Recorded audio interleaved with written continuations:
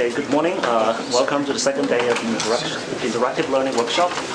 Today, our first talk is Interactive Clustering by Pranjal Awasthi from Rutgers University. Okay. Thanks.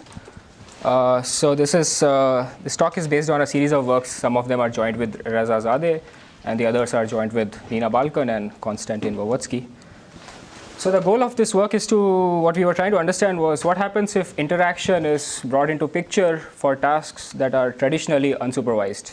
Okay, and the typical example that we're going to look at in this talk is clustering. Okay.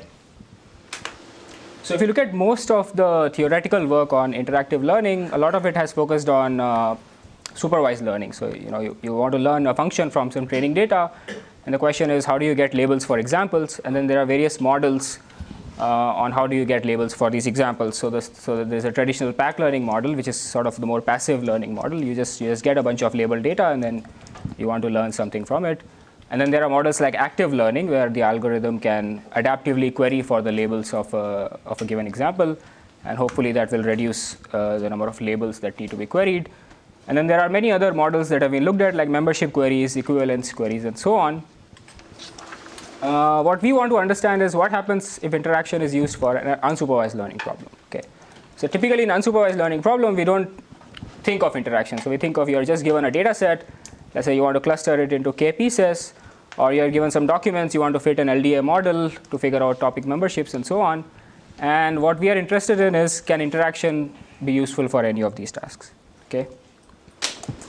So let me begin by just defining the problem.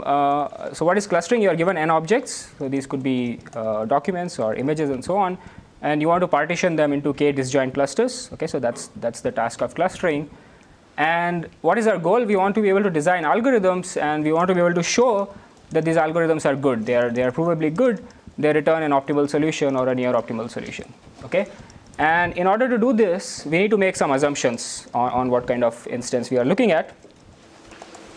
So the classical approach to clustering is you can formulate it via an objective function. So you can look at an objective function such as, let's say, k-means. Such as k-means clustering. Okay, so you can say that I want to find k centers. These centers will be representatives for the clusters, and I want to minimize the distance of every point from its closest center. Okay, so you can say that I want to find a clustering that minimizes this objective, and I'm going to call that as the right clustering or the right answer that I'm interested in. Now this is good if this objective reflects what you really want. Okay, so this is a fair approach if it is indeed the case that minimizing this objective function will lead to the ground truth clustering that you are interested in. But if that is not the case, then it's not clear why one should follow this approach. Okay.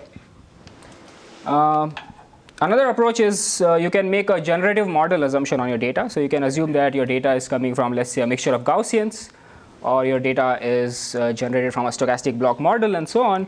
And under these generative assumptions, you can try to design algorithms that work really well.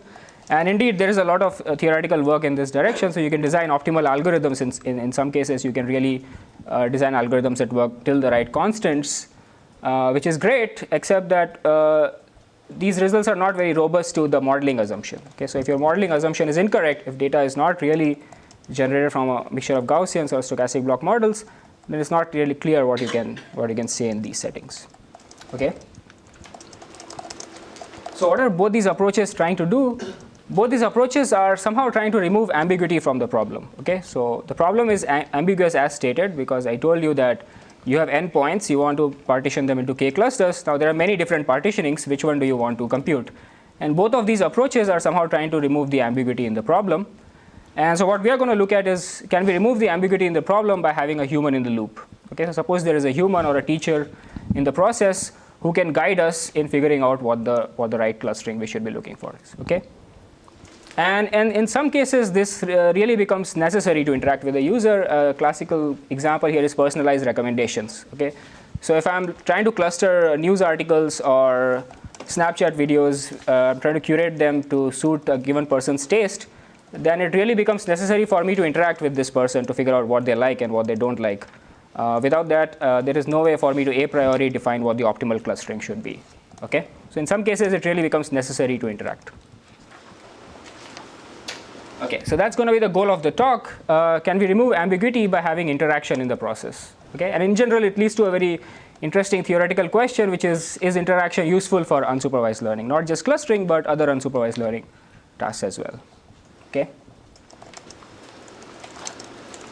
So there have been approaches to include interaction in clustering scenarios, and so let me mention two of them. So one is what is known as constrained k-means or k-median clustering. So here the idea is you solve the standard k-means objective, but then there are some constraints that you have gathered somehow by interacting with the user. So the user told you that these pair of items can never go together, or these pair of items must always go together. So you're not necessarily, you're not just computing the optimal k-means objective, you're computing the optimal k-means objective under some constraints.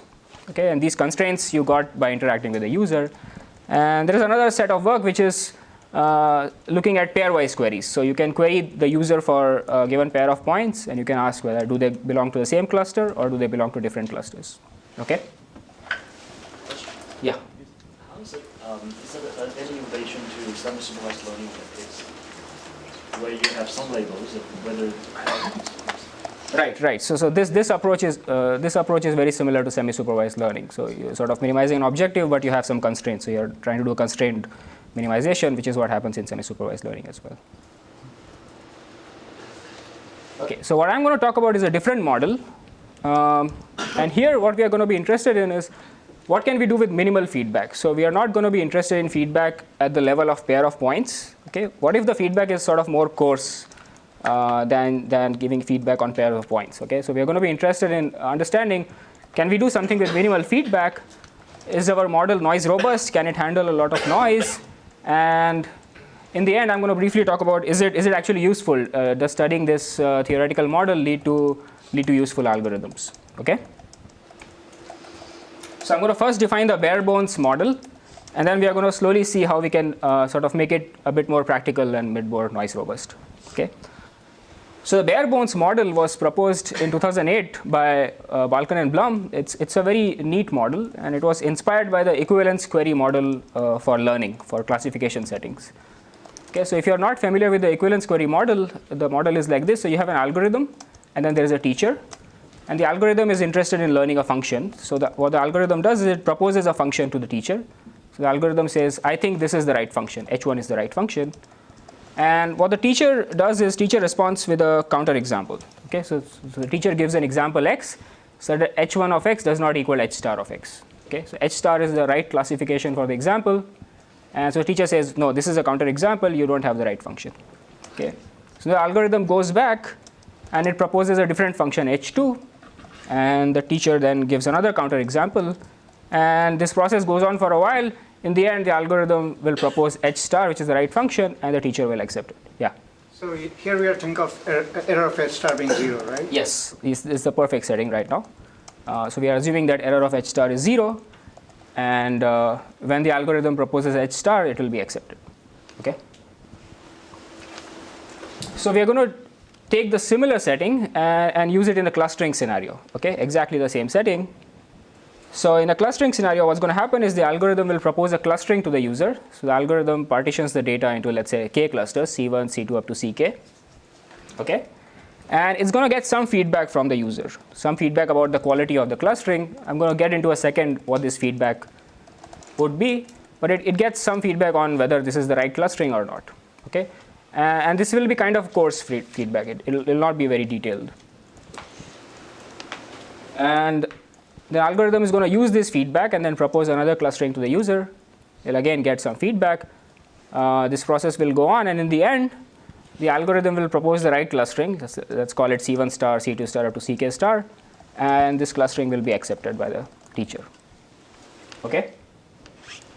And the goal would be to design algorithms that can figure out the right clustering by using very few rounds of interaction. Okay. So we don't want this process to go on for a while. So to make this model more precise, I have to tell you what the right feedback is going to be, and it's sort of, there are two competing goals here. One is that it should be easy to provide from the teacher's point of view, and it should also be informative enough. It should let the algorithm make progress, And so the two kinds of feedback that I'm going to look at are split and merge feedback. Okay, so let me define what these mean. So if the algorithm, yeah. Is there the assumption that there's a unique correct clustering that the teacher has in mind, or that the teacher will be satisfied with a clustering that's good or reasonable? Right. So the assumption in this model is that there is a unique clustering that the teacher has in mind, and so it's exactly similar to equivalence query models. There's a unique clustering, and if the algorithm proposes that clustering, the process ends.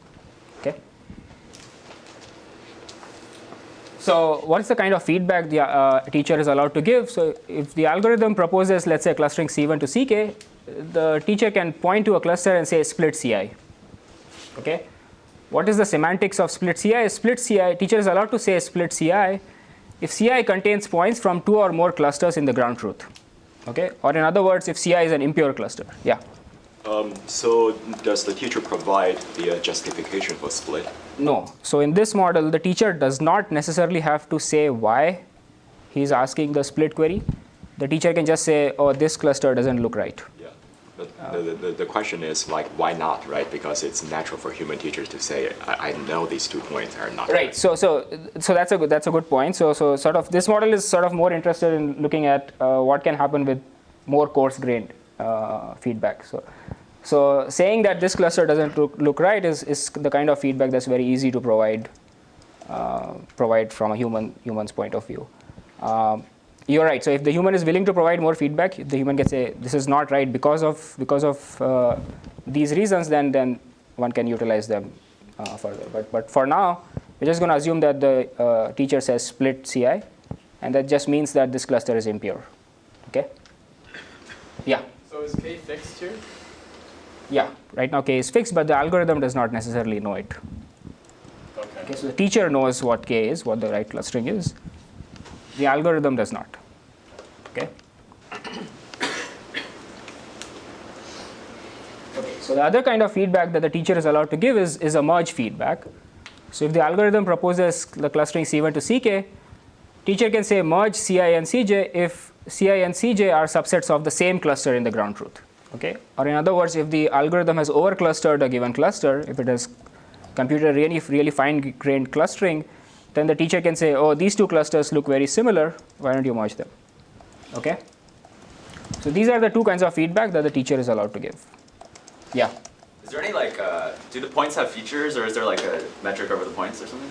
Right. So I'll come to that in a second. So right now in this abstract model, the points could be anything. But in order to get interesting results, we'll have to make assumptions on what the points are.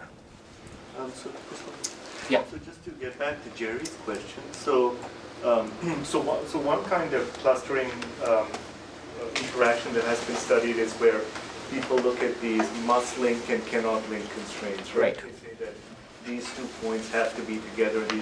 So those would automatically generate constraints of this form, right? So whenever the user says must link, then that is a merge. Right. So in one case you are correct. So when a user says cannot link, you can take that as a split request. So if the user says cannot link on a given points in a given cluster, you can take that as a split request.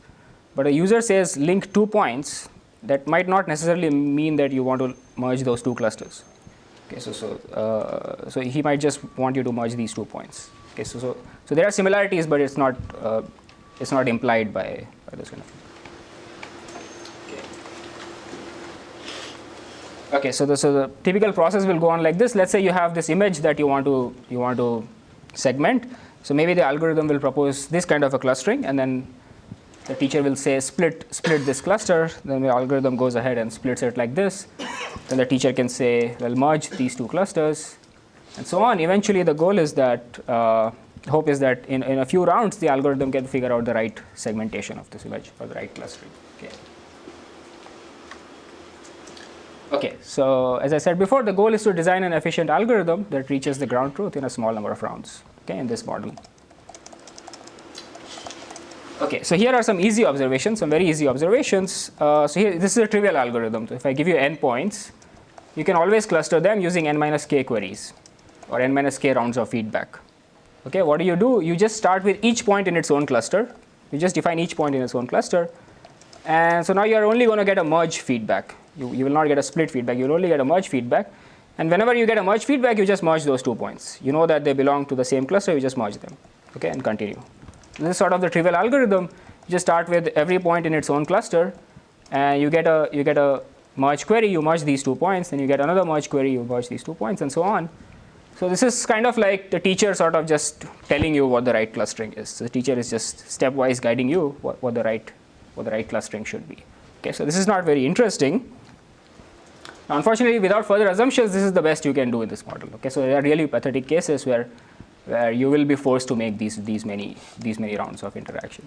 Okay, but what if you have some additional assumptions on these clusters? What if these clusters are nice? Can one do something better? Okay, and I'm going to look at sort of 2 notions of what niceness means.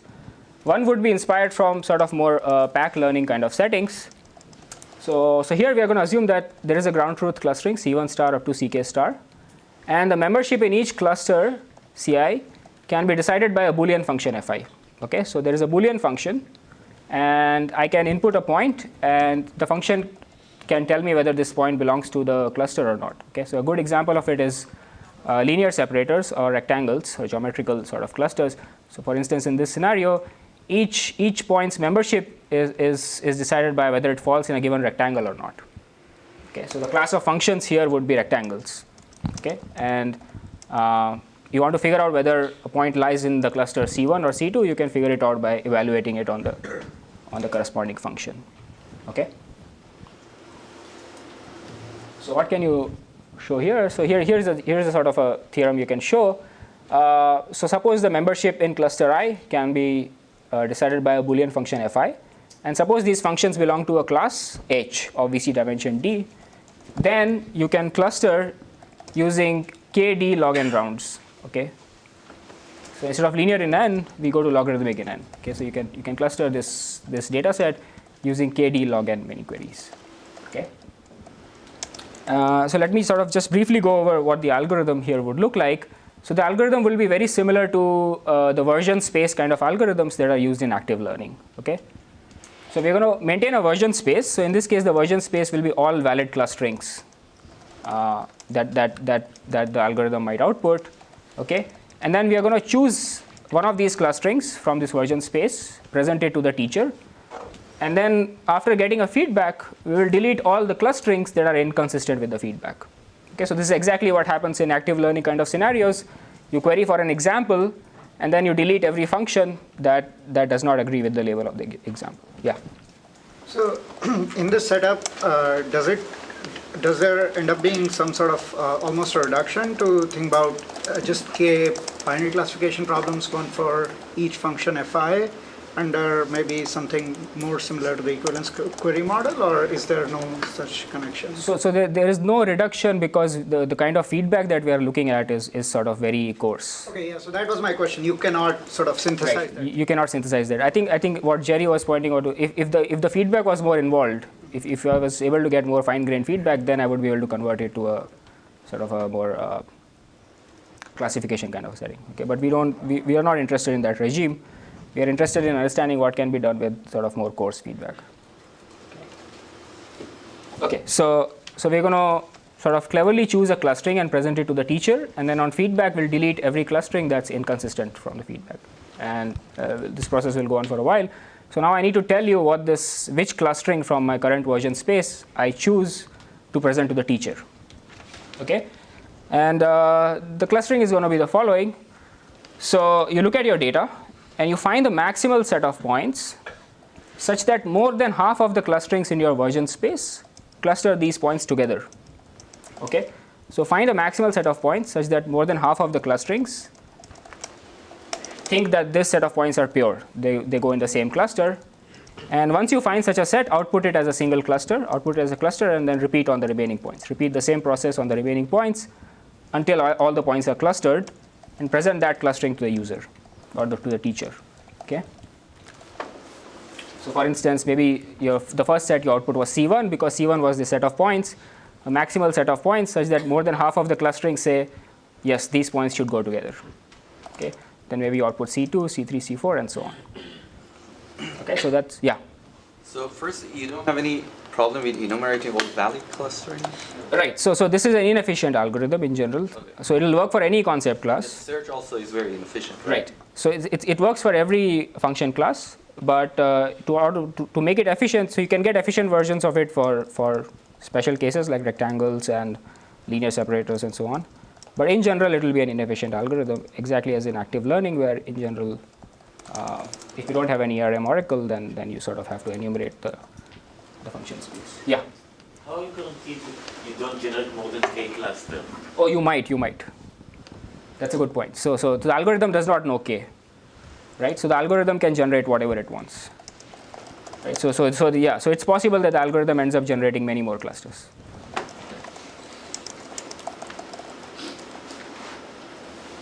Okay. So now what's the claim? So the claim is that after every request, after every feedback, half of the version space will be pruned out. Okay, that's the claim. Okay. So now why is that true? So suppose you get a split request. Well, then it's easy to see. So if you get a split request on this cluster, well, this cluster was formed because more than half of the clusterings said that all these points go together, right? So all of those clusterings we can get rid of. So we got rid of half of the version space. Okay. Now suppose you get a merge request. Suppose you get a merge request on Ci and Cj. So let's say you get merge on C1, C2. Now you can get rid of all the clusterings that do not put these clusters together. Okay. And that should be more than half, because if that was not more than half, then this wouldn't have been the maximal set of points that you output. Okay. If more than half of the clustering said that these two go together, then you should have output a larger set when you were in the first step. Okay. So in both the steps, sort of you just delete clusterings that are inconsistent with the feedback, and you get rid of half of the version space. Okay. And so from that, it's sort of easy to see that you will get KD log n queries. Okay, so you're pruning the version space by half at each step. So number of rounds is going to be KD times log n. Okay. Any questions? Okay, good. Yeah. So in the example you showed, you had an image and then the clusters of the segmentation. So I guess there are probably many settings in which you can't actually show the whole clustering. Right? That's right. Like just a ton of points, and it would be confusing to look at all. That's right. And so presumably you could just do the same thing with random. Right. Pick some random subset. Right. Would it all go through? Right. So in the paper we have some scenarios of this sort of inductive setting, where instead of showing the entire clustering to the user, you can show random subsets of each cluster, which is sort of a more practical way to solve the problem. You will show random subsets of each cluster, and things will still go through. So you don't sort of have to show the entire clustering to the user. But somehow, shouldn't it be better to show things near the boundary than kind of from the core? Well, I mean, what is the boundary? It's unclear what the boundary is. Yes, I know, but just thinking about sort of the specific type of example that you were showing with the image, right? That's right. Algorithmically, if you are showing a random set, you don't want to uniformly at random. Sorry, you want to show points that are just the one. That's right. Any other questions? Okay, so this is sort of one style of results that you can show in this model. The other style of results you can show is if you assume that, let's say, maybe there is no sort of easy way to describe a Boolean function that tells you the membership in a given cluster, but maybe overall your ground truth clustering is stable in some sense. Okay, it's sort of a nice separated clustering. And one notion that we look at is what is known as average stability. So this means that on average, every point prefers its own cluster over the other clusters. Okay, so for instance, if you have two clusters, Ci and Cj here, if you look at any two subsets of these clusters, A and A prime, average stability says that A prefers its own cluster. So if you look at the average distance of A to the rest of the points in its own cluster, that's going to be smaller than the average distance of A to A prime. Okay, that's what average stability says. Okay, so mathematically this is like this: for every I not equal to j, look at any two subsets A and A prime, then the average distance of, so this is a similarity here, so the average similarity of A with Ci star minus A is larger than the average similarity of A and A prime. Okay, So this is a different style of assumption. So there's not necessarily a Boolean function that defines your clustering, but overall the clustering is nice. It's structured in some sense. And here what you guys show is that if this clustering is stable, if you're trying to find a stable clustering, you can do it in k queries. Okay. So if k rounds of interaction are enough to find such a clustering. Okay. And let's see what's going to be the algorithm here. So the algorithm will be the following. What you first do is compute a tree, which is known as the average linkage tree. Okay. So this is just computing minimum spanning tree using average distance. Okay. So you want to compute a minimum spanning tree over the points, but use average distance as the measure. Okay. So it'll work like this. So at the bottom you have the set of all points, and then you merge the minimum of these two. So maybe the minimum of these two is this cluster. So you form this as one internal node. And then maybe you form this cluster, you form this cluster. Now amongst these three, you look at the ones that have the minimum average distance and you merge them to form a higher level node. Okay, so maybe you form this node, you form this node, and so on. Okay, so this is known as the average linkage tree over the data set. Okay, so the first step in the algorithm is going to be to compute this tree. Okay, and now the algorithm will do something quite trivial. It will just present the root node of the tree as a cluster. Okay, so the algorithm will just look at the root node of the tree, which contains all the points, and it will say this is the cluster. Okay, so now the teacher has no option. Teacher has to issue a split request. If the teacher is not happy, teacher has to issue a split request. And so what does the algorithm do on a split request? It just goes to the two children of the node. Okay, so if the teacher says split, then it goes here. Okay, it says okay, so now these are the two clusters. Okay, and now if it gets split again, then it goes further down. It just goes to the two children of the node and says these are the two clusters. Okay, so that's the algorithm. So on every split request, it will just go down the tree. Okay, so replace the internal node with its two children. Okay. Now why does this work? This works because of the following property that you can show. If your instance satisfies average stability, then the target clustering, the ground truth clustering C star, is going to be laminar with respect to this tree, which means that every cluster in C star will be present somewhere in this tree as an internal node. Okay, so every cluster of C star is present in this tree somewhere as an internal node. Okay, so in other words, if you start from the top of the tree, the teacher will never issue a merge request. The teacher can only issue split requests. So you just go down the tree, you get another split request, you go down the tree. At some point of time, you will hit these internal nodes that correspond to C star, and then the teacher cannot issue any other request on those nodes. So you're sort of just navigating down the tree to figure out what the right clustering is. Okay? Any questions? It may not be actually on the branch.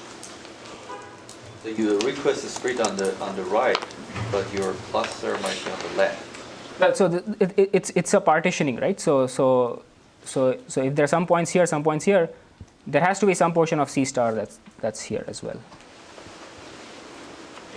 So all of these points are partitioned into K clusters. So some clusters of C star will go on the left branch, some clusters of C star will go on the right branch, but a cluster will never be split.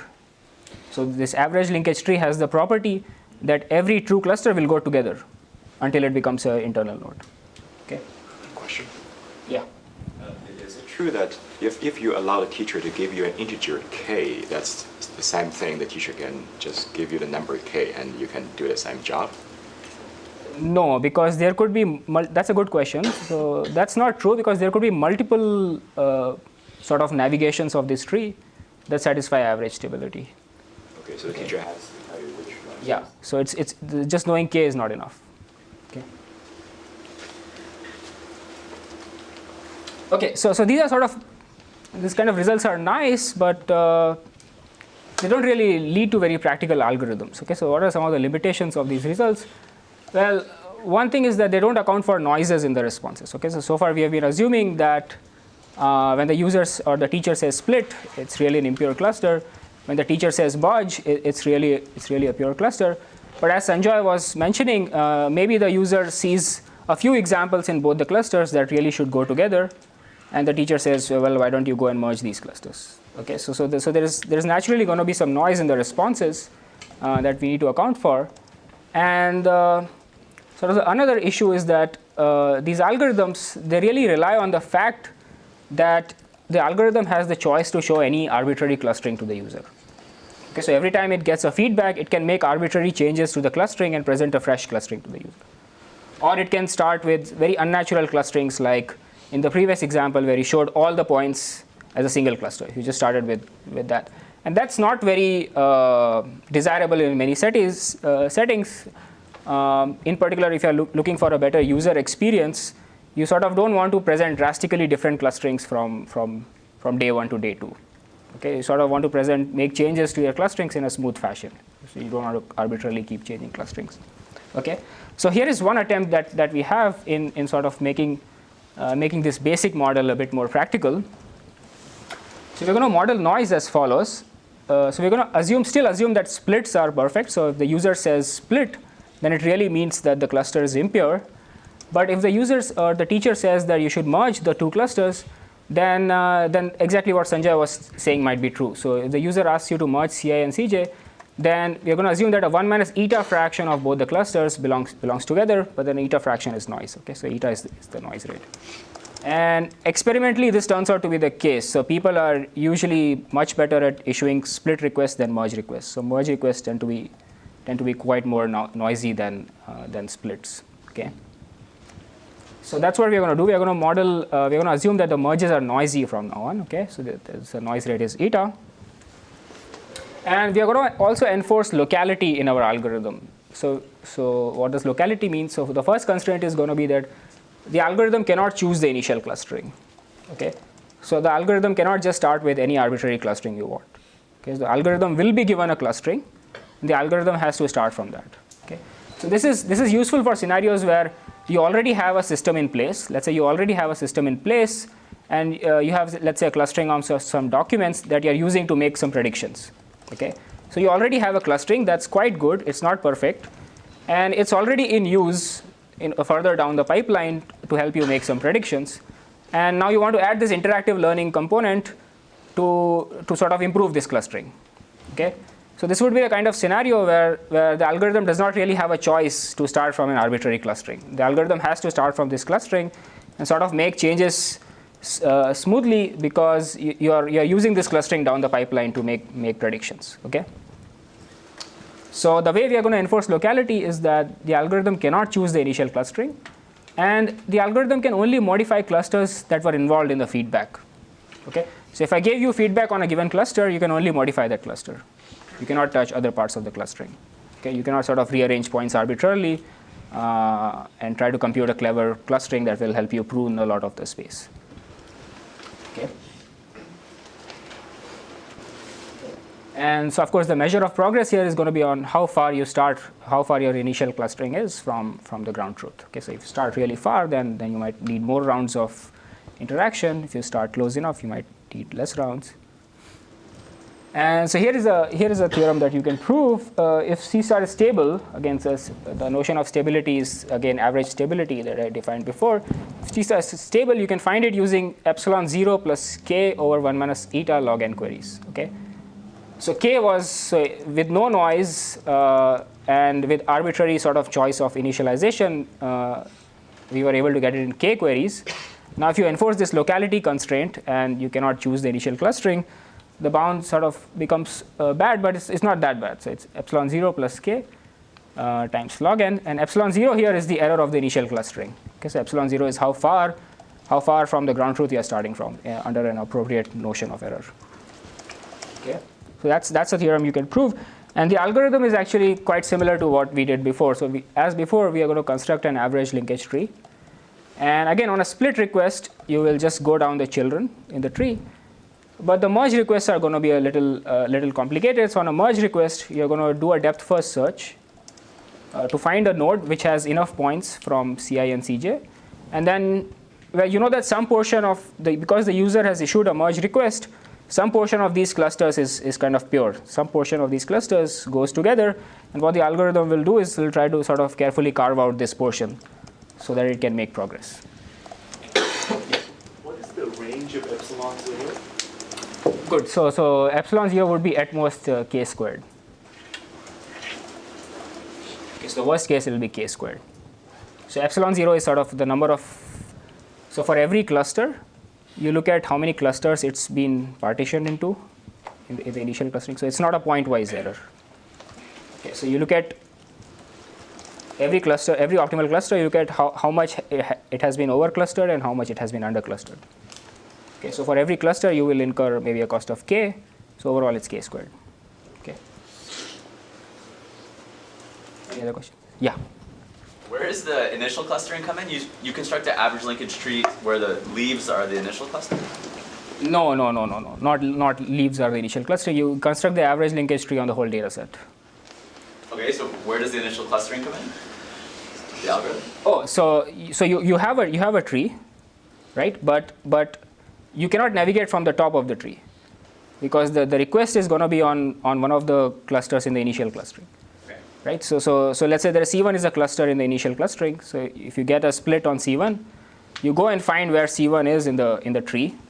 So you go and find a node where a lot of C1 is sitting, and then that's the node where you sort of that's the node that you process. Okay, so the tree is still a global tree, but you cannot navigate from the top of the tree. Someone else had a question? It was the same question. Okay. Just how does the initial clustering relate to the tree? Right. So you're using only the tree to make incremental changes to that clustering? Yes. Mm-hmm. Using it only for that. Even the split is not sort of as direct anymore, right? Because the cluster you receive the split request on does not need to be an actual node. Right, exactly. It does not need to be an actual node. So what you need to do is you need to find a node which contains, find the deepest node which contains all of it, and sort of go to its children. Okay. Sorry, can I ask a question here? Yes.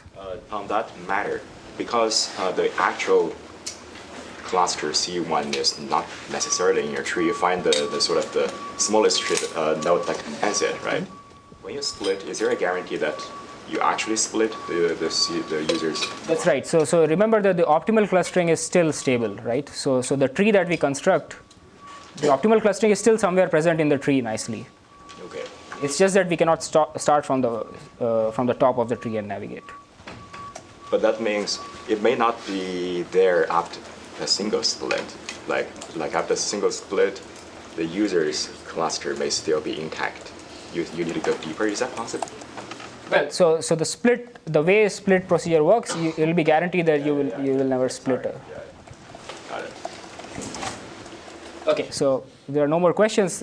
One can even take this a bit further and sort of try to see, can we actually deal with extremely high amounts of noise? Okay, so now we are going to look at a model that's really what Sanjay was saying. So you say merge Ci and Cj, maybe it's possible that there's only one point common in both the clusters. Okay, so the user is asking you to merge Ci and Cj, but there's only one point that's common. Okay, can one do something in this setting? And what we show is that you can do if the requests are not adversarial. Okay, if the teacher is not an adversarial teacher, then you can do something. Okay, so if C star is stable, and at each step amongst the many possible requests that the teacher can give, suppose the teacher chooses one at random. Okay, so the teacher is not adversarial, then you can again find the optimal clustering using few rounds. So instead of epsilon 0 plus k, it becomes epsilon 0 plus k squared log n. Okay, so if the teacher is not adversarial, then you can handle even large amounts of noise. Okay. Okay, so just briefly, I want to talk about. Okay, so we have this theoretical model. We have some algorithms. Do they actually lead to something useful? So here's some very preliminary results that we ran on mechanical Turk, and sort of a domain that we chose was image segmentation. Okay. So image segmentation is not the right maybe problem to look at because one already has very good algorithms for segmentation, but it was convenient for our purposes because it's very easy to sort of show an image to a user and ask him to point out which regions look bad and which regions look good. So just for convenience, we chose image segmentation, and we posed this as a challenge on mechanical Turk. So okay, so the process will go on in rounds. So again, the algorithm will propose some clustering, some segmentation of this image. And the worker can point to a region and say this doesn't look good, or the worker can say merge these two regions and so on. And so here are some of the segmentations we get. These are the segmentations obtained in about, on average, 10 to 11 rounds of interaction. Okay, in about 10 to 11 rounds of interaction, you sort of get, these are not perfect segmentations, but they seem pretty good. I mean, the point of these experiments is to sort of say that this model at least has the potential to lead to useful algorithms. Okay, of course, there's a lot more empirical work that needs to be done. Presumably for the initial clustering here, you're starting from the result of segmentation algorithm and then adding format, or? Yeah, so we start from sort of, we take a off-the-shelf algorithm and we sort of tune it to, so either it can start from, let's say, a highly over-segmented image or a highly under-segmented image. Yeah.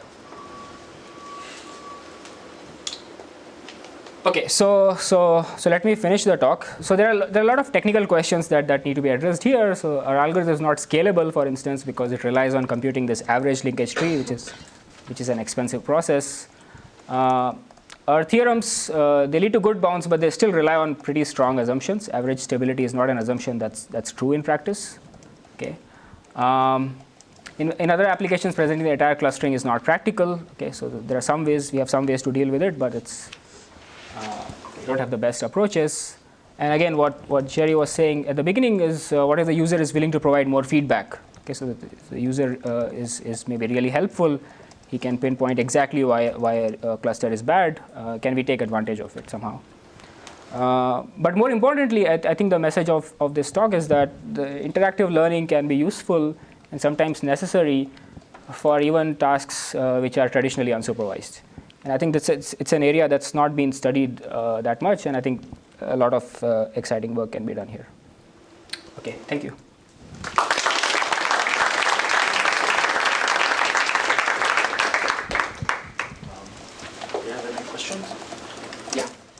So if I understood correctly, what this algorithm does is it sort of gives you an optimal K in its own sense. So have you performed any studies comparing this with cross-validation methods for giving K? Or like how do they compare? Do you have any information?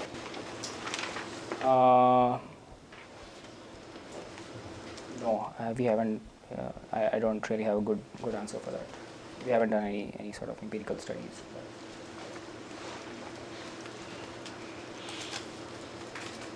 Yeah. So in your, so just getting back in your examples, even the teacher didn't know, like in segmentations, right? How many clusters there are. Right. So sort of when we were running these experiments, we gave them a choice of, are you happy with this segmentation, or do you want to provide more feedback? And on average, about after 10 to 11 rounds, people are reasonably happy. So it's not.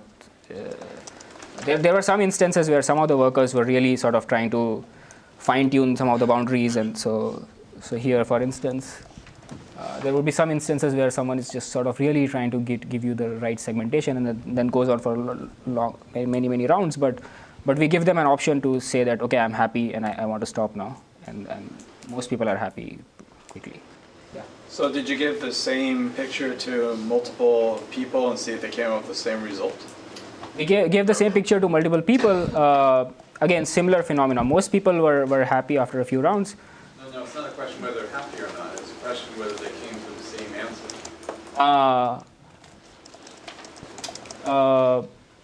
In a global sense, yes. So they would be able to segment out cars and so on. But sort of this corner cases like this pavement here and this part here, there's a lot of. That's where there was a lot of disagreement between some people. You might need a voting at the end to get a result.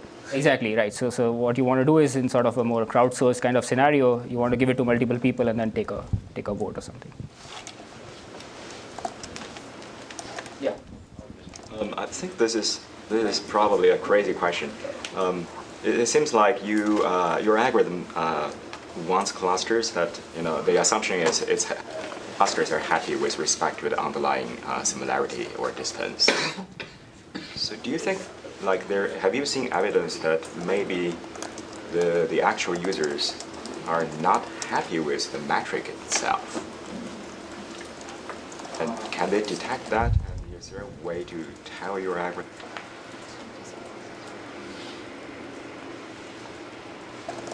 Yeah, that's a good question.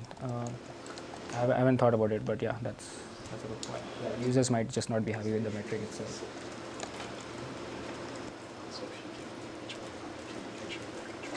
Thanks.